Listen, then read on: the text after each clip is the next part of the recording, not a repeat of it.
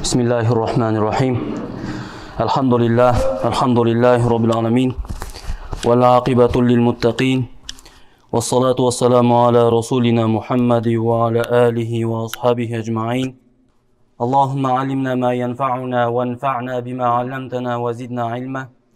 Allahümme erinel hakka hakkan ve rzuqna ittiba'ah.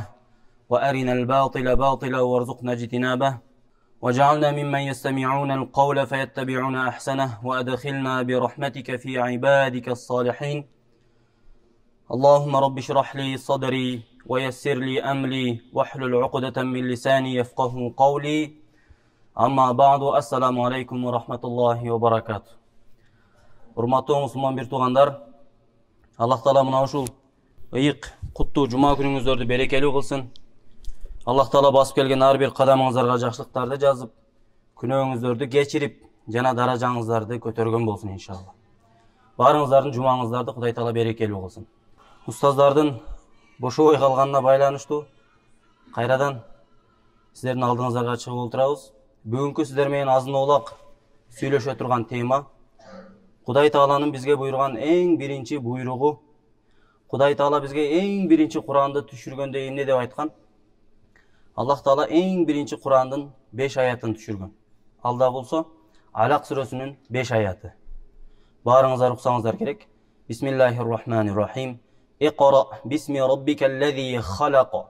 Халакал инсана мин алаqa. Иqra ва раббукал акрам аллази аллама бил қалам. Алламал инсана ма лам я'лам. Садақаллахул азим. Аллах Таала мына ушул 5 аятты эң биринчи түшүргөн. Демек, бул аяттын маанисине карай турган болсок, бул аяттардын маанисине карай турган болсок, оку жараткан эгеңдин аты менен деп башталат. Эң биринчи түшкөн аят окугун, билгин, бир нерсени үйрөнгүн эгеңдин аты менен, жараткан Кудай Тааланын аты менен окугун деген аят. Демек, Кудай Таала бизге түшүргөн көп буйруктар, парыздар бар билесиздер, намаз окуш, зекет бериш, ажылык кылыш. Мына ушундай буйруктардын эң биринчиси болуп түшкөн жана өтө бир машакатты талап кылган буйруктардын бири бул оку. Окугун, үйрөнгүн деген аят болуп эсептелет. Окугун, жараткан эгеңдин аты менен. Инсанды ал уюган кандан жаратты. Халакал инсана мин алаqa. Иqra ва раббукал акрам. Жана окугун, сенин эгең абдан карим, айкөл болгон зат. Ал инсанга калем менен жазганды үйрөттү. Калем менен жазганды Кудай Таала үйрөттү. Ал инсанга анын билбеген нерселерин билдирген деген 5 аят. Демек биз менен сиз бүгүнкү күндө азын-оолак кеп кала турган тема оку, илим.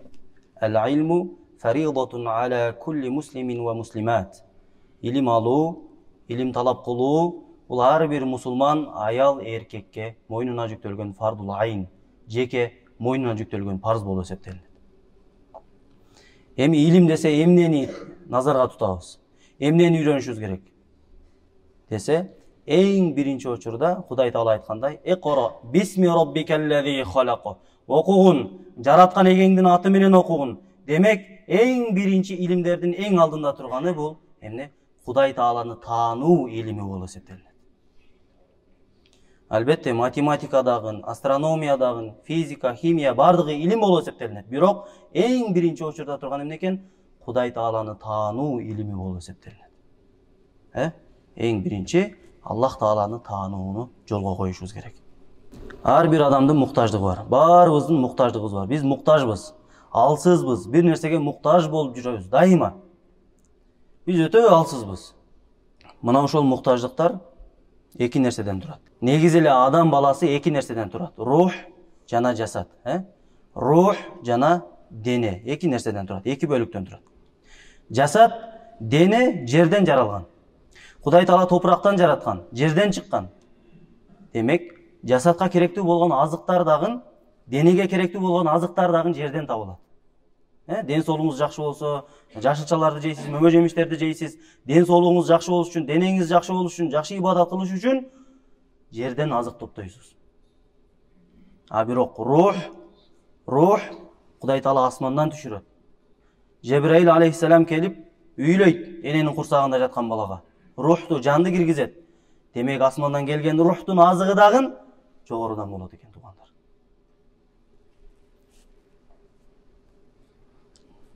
Демек муктаждыктар экиге бөлүнөт. Жогорку муктаждыктар, али даража деп коет, бийик даражадагы муктаждыктар жана төмөнкү даражадагы муктаждыктар.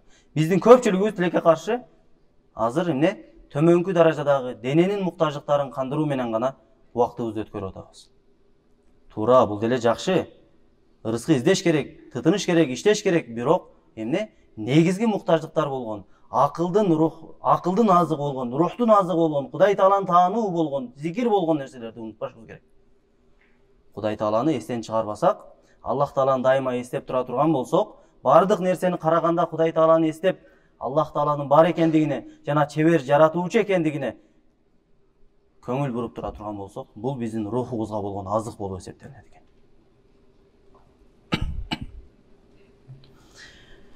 Аллах Таала периштелерди жаратканда аларга акыл бериптир, бирок шахват бербептир. Каалоо бербептир, нафс бербептир аларга. Алар акыл менен Кудай Тааланын буйруган буйруктарын кандай буйруса ошондой аткарат экен кыяматка чейин. Периштелер мына ушундай макулук болот экен. Ал эми айбандарга Аллах Таала айбандарды жаратып атканда, жаныбарларды жаратып атканда аларга шахват, нафс бериптир, бирок акыл бербептир.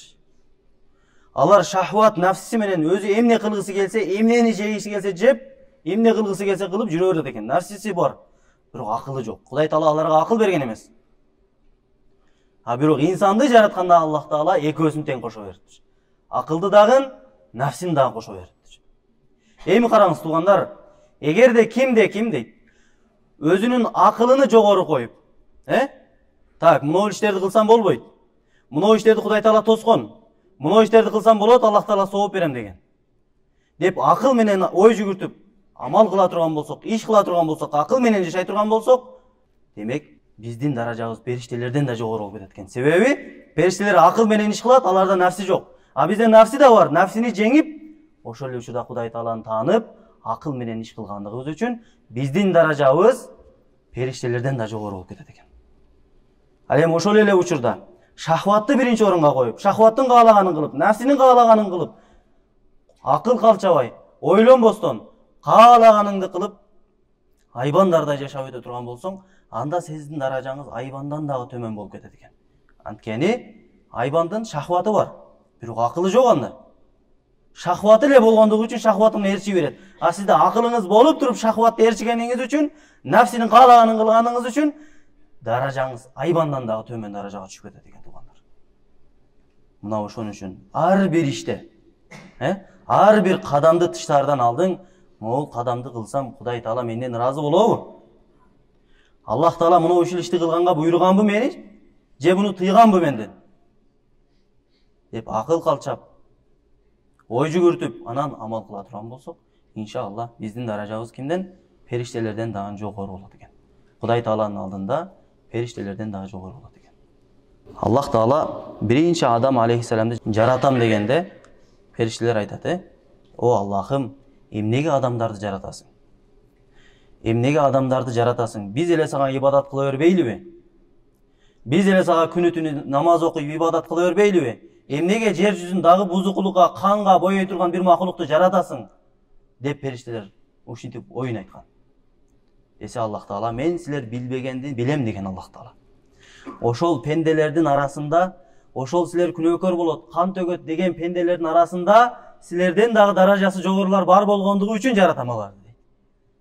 Алар кимдер десе, салих пенделер. Шахваты болуп туруп, нафсиси болуп туруп, өзү денеси башка нерсени каалап турса дагы, бирок Кудайдан корккондугу үчүн, Аллахтан корккондугу үчүн жаман ишке барбай, арам кылбастан, арамды айланып өтүп, такыбачылык кыла турган мына ушундай пенделер болгондугу үчүн Кудай Таала жаратам деди. Пенделерди. Демек, туугандар, бул дүйнөнүн жаралышы, адамдардын жаралышынан максаты Кудай Таала не кылган экен? Мен билем деди. Келечекте бул адамдардын арасында силерден дагы, периштелерден дагы даражасы жогору, нафсиси болуп турса дагы акыл менен менин буйруктарыма баш ие турган пенделерим болот. Силер аны билбейсиңер деди периштелерге. Демек, инсан качан шахватын аркасынан кеткенде, айбандан дагы төмөн деңгээлге түшүп кетет. Ал эми качан акылын иштетип, жүрөктүн айтканын кылып, Аллах Таалага моюн сунганда, анын даражасы периштелерден да жогору болот экен. Кече жакында эле Австралияда бир майрам болуп өтүптүр. Ал майрам кандай майрам десе, мамлекет ушундай бир мыйзам чыгарыптыр, бир жыныстуулардын үйлөнүшүн мыйзамдаштырып бериптир. Мына ушул нерсени майрамдап сүйүнүп жүрүшөт дейт. Тең укуктуулук, укуктарыбызды коргоо деп, мына ушул нерсени сүйүнүп, ушул нерсени майрамдап жүрүшөт дейт.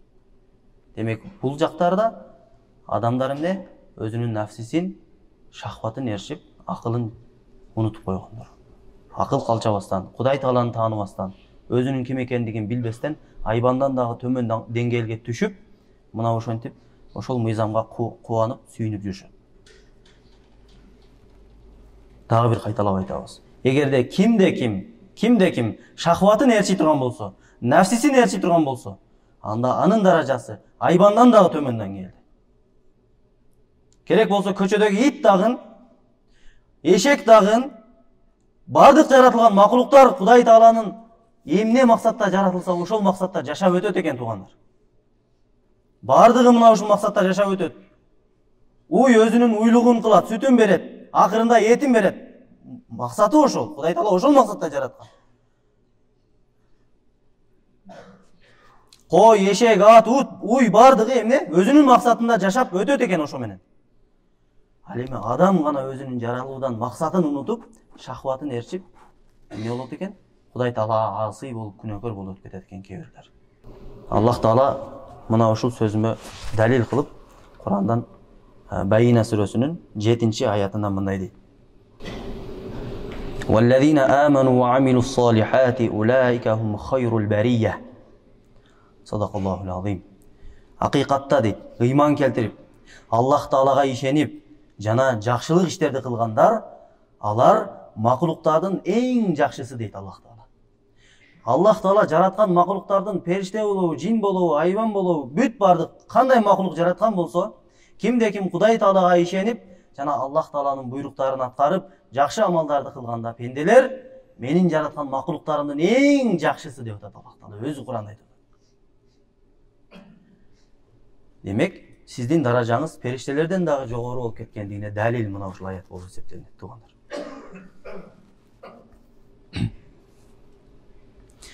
Аллах Таала ар бир мусулманга аял болобу, эркек болобу, илим алууну, илим талап кылууну парз кылган. Фардул айн, баарыбызга жеке мойнубуздагы милдет. Окуйлу туугандар, үйрөнөлү, Кудай Тааланы тааный турган илимдерди окуйлу. Эгер андан ашып баратсак, дүйнөлүк илимдерди окуйлу, баарынан алдыңкы даражага чыга тургандай болуп илим алууна Кудай Таала баарыбызга насип кылган болсун. Аллах Таала хадиси кудусийде мындай деп айтат. Ябни Адам,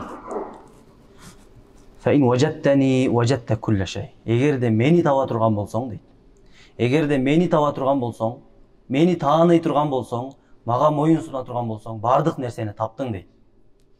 Ва ин фақаттани фақатта кулла шей. Эгерде мени жогото турган болсоң, менден адашып кете турган болсоң, Аллах Таала айтып атат, менден адашып башка нерсеге сыйынып, же болбосо башка нерселерге көңүл буруп, башка нерсенин артынан кете турган болсоң, фақатта кулла шей, бардык нерсени жоготтуң. Ким Аллах Тааланы жоготсо дейт, бардык нерсени жоготту.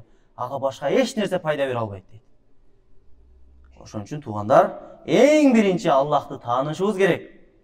Кудай Тааланы таанышыбыз керек. Бизге ырыскы берүүчү ким? Аллах. Бизди жараткан ким? Аллах. Биз кайра кимге барабыз? Аллахка кайтабыз. Аллахка барабыз. Аллах Тааланы чын жүрөктөн таанып, Аллах Тааланы дайыма эстеп, Кудай Тааланы эстен чыгарбай жашаганда иншалла бактылуу болот экенбиз. Себеби Аллах Таала айтып атат: "Фа ин важатта важатта кулла шей." Эгерде мени тапсаң, мени деле таба турган болсоң, бардык нерсени таптың. Эгерде сен эшекке минген, итке минген кедей болсоң дагы, бирок Аллах Тааланы таанып тура турган болсоң, жүрөгүңдө Кудайга болгон сүйүү болсо, Аллах Таалага болгон махаббатың оргуштап турган болсо, сага башка нерсенин кереги болбой калат. Аллах Таала берген нерсеге разы болосуң, канаат кыласың. бактылуу жашайсың. Эгерде Аллахты жогото турган болсоң, Кудай Тааланы жогото турган болсоң, Аллахты тааныбай турган болсоң, күнүгө $100.000 тапсаң дагы сага жетишпей тура берет. Бактысыздыктын даамын татып жүрө бересиң. Эмне кылганда бактылуу болот экен? Ошон үчүн туугандар, эң башкы нерсе бул Аллахты таануу. Илим алуу ар бир мусулманга парз. Ошол илимдердин эң биринчиси Кудай Тааланы таануу илими. Аллахты таануу илими. Аллах Таала баарыбызга мына ушундай Аллахты таануу илимиден эселеп берсин. Баарыбыз Кудай Тааланы жакшы таанып, Аллах Тааланы жакшы таанып, жана Кудай Тааланын буйруктарын эч кыйналбастан сүйүү менен, мухаббат менен ибадаттарды кылып, жана Аллах Таалага болгон сүйүүбүздү оргуштата берсин иншалла. Аллах Таала баарыңыздарды, кетирген ката кемчиликтериңиздерди, күнөөлөрүңүздөрдү кечирсин.